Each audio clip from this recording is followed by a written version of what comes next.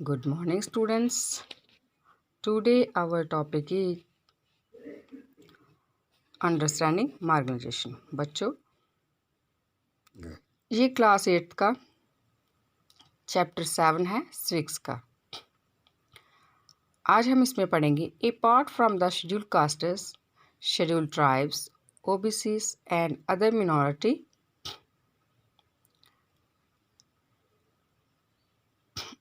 groups, women and children also belong to marginalized section of the society. Let us discuss about them. यानी कि हम ये जानते हैं जैसे शेड्यूल कास्टर्स या शेड्यूल ट्राइब या ओबीसी या अदर मिनॉरिटीज़ ग्रुप हैं, उनको तो मार्जिनाइज किया ही जाता है, लेकिन इसके साथ साथ वुमेन और चिल्ड्रन जो है, जो इस सोसाइटी को बिलोंग करते हैं, उनको भी मार्जिनाइज किया जाता है।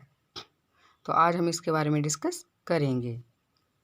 Women in India have been subjected to atrocities like domestic violence and gender discrimination.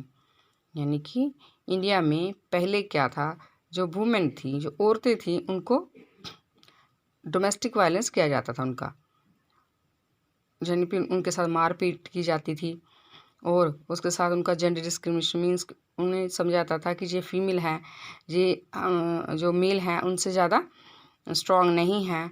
तो इस चीज़ को लेकर भी उनके साथ डिस्क्रिमिनेशन किया जाता था।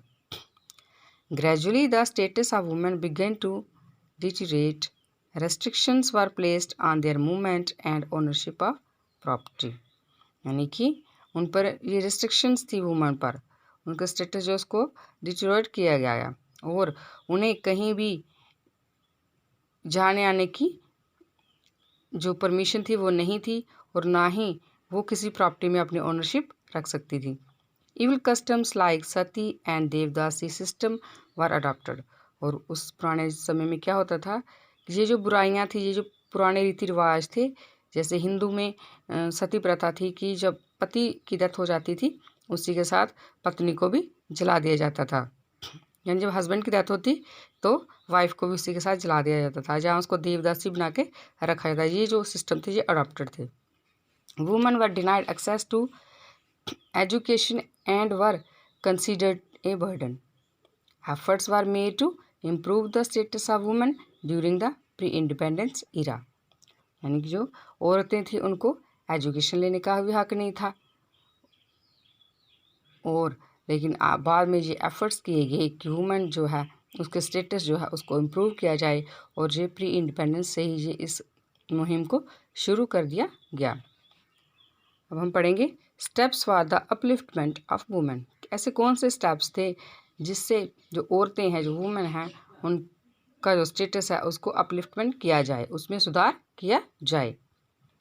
Laws were passed to granddaughters the same rights of inheritance of sons. कि ऐसे कानून पास किए गए कि जैसे बेटे को पूरे हक हैं, तो वैसे बेटी को भी पूरे हकूक जो हैं वो हकूक जो हैं वो मिलने चाहिए। The practice of taking dowry was prohibited. यानी कि जो दहेज प्रथा है उसको भी ख़त्म करना चाहिए।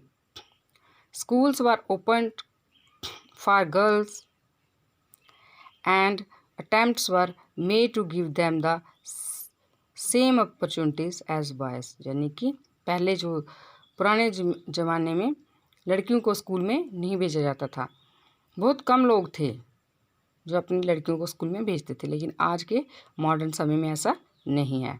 बच्चों, लड़कियों के लिए स्कूल खोले गए ताकि वो भी अपनी जो हिस्से की एजुकेशन है उसको अटेम्प्ट कर सकें, और बॉयज़ के साथ उनको वैसी ही अपॉर्चुनिटी, उनको मौका मिलना चाहिए।